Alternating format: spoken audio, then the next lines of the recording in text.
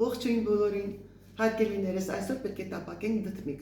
բայց տապակելու շատ հեշտ և արագ տարբերակ է։ Մենք ունենք այսօր 4 դդմիկ, ընդամենը ծայրի մասն ենք մի քիչ հեռացնում, այսպես։ Դդմիկը շերտատում ենք, բայց չենք առանձնացնում։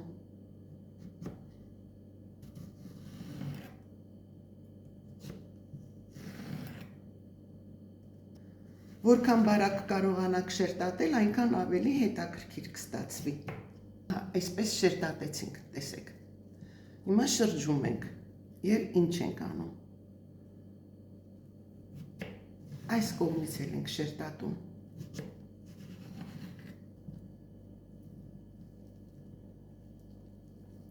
Խնդրեմ։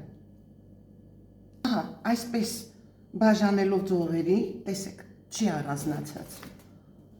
Ես այս պահին անպատճառ աղ եմ ցանում իրենց վրա, որ աղենով հեղուկը և ինչ-որ չափով դառնությունը դուրս գա։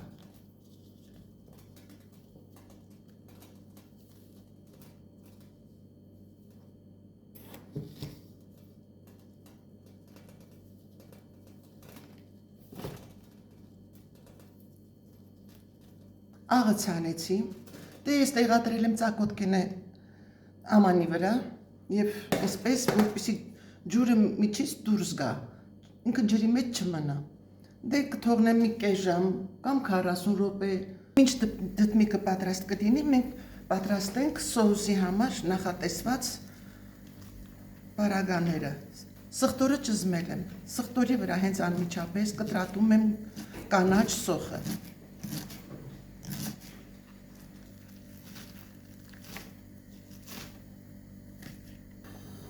Ինչպես նկատում եք, սխտորը և կանաչ սոխը շատ առատ է։ Կանաչու վրա ավելացնում եմ թթվասեր։ Կարող եք նաև քամած մածուն ձեր ընտրությամբ։ Մի փոքր աղ եմ անում և խառնում ենք։ Վերցրել եմ 3 ձու,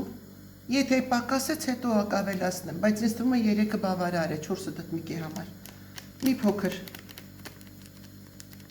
կարմիր պղպեղ եմ ավելացնում, դե ես կծուն եմ ավելացնում, մի փոքր աղ, և այս ամբողջը հարում ենք։ Ահա, արդեն ժամանակն է եկել ջրքամելու։ Տեսեք ինչ ջուր է դուրս գալիս։ Կուզեմ տեսնեք, թե որքան հեղուկ դուրս եկավ։ Այս պահին դդմիկը մի լավ թաթախում ենք ալյուրի մեջ։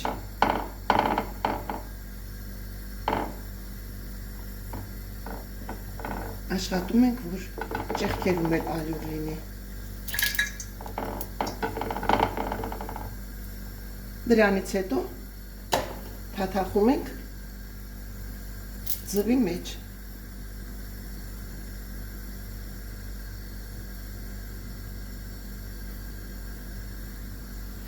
Եվ տեղավորում ենք տապակի մեջ։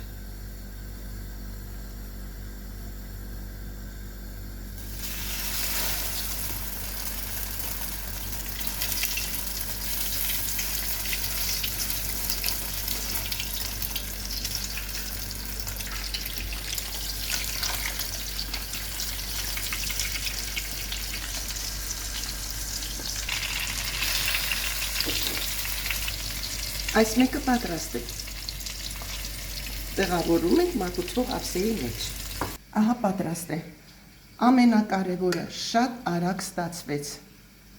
և գեղեցիկ է, տեսքը լավն է։